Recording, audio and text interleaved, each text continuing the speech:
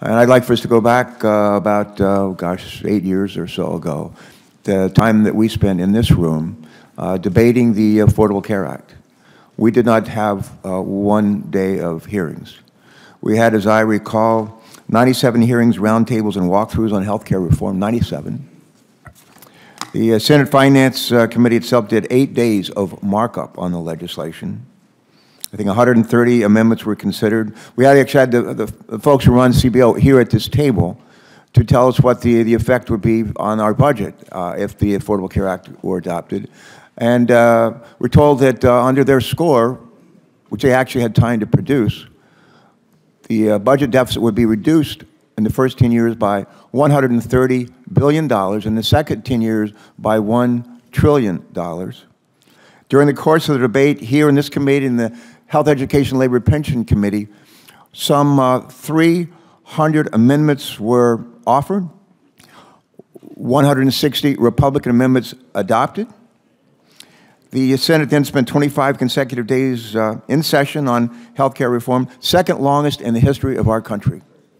We were here for 1 day of a hearing, 1 day. You asked my friend how he's doing. He says, compared to what? Well, how about compared to what you participated in, Ms. Miller, in the last several weeks before the Health, Education, Labor, Pension Committee? They didn't just have one hearing. Senator Alexander and Senator Murray had 4 days of hearings. Governors, insurance committees, providers, health insurance companies, health economies from all over the country. 4 days. And those were preceded each day by roundtables, bipartisan roundtables where people like us who don't serve on the Health Committee could actually meet with and question the witnesses, including you. That's what we did. This is an unprecedented effort. I mean, we've gotten, one of the things that I take my hat off, and I think our 2 Republican colleagues, one currently here and one who used to be here with whom I worked on welfare reform, bipartisan effort. I look for a panel of witnesses to be able to unite us.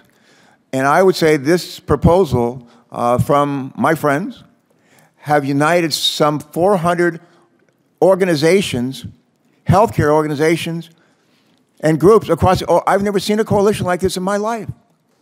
Maybe they're all wrong. Maybe they are all wrong. They stretch from coast to coast, every nook and cranny, but they say, please don't do this. Slow down. Hit the pause button. And do what Ms. Miller has suggested over and over again, and what our colleague John McCain suggested again as recently as last week.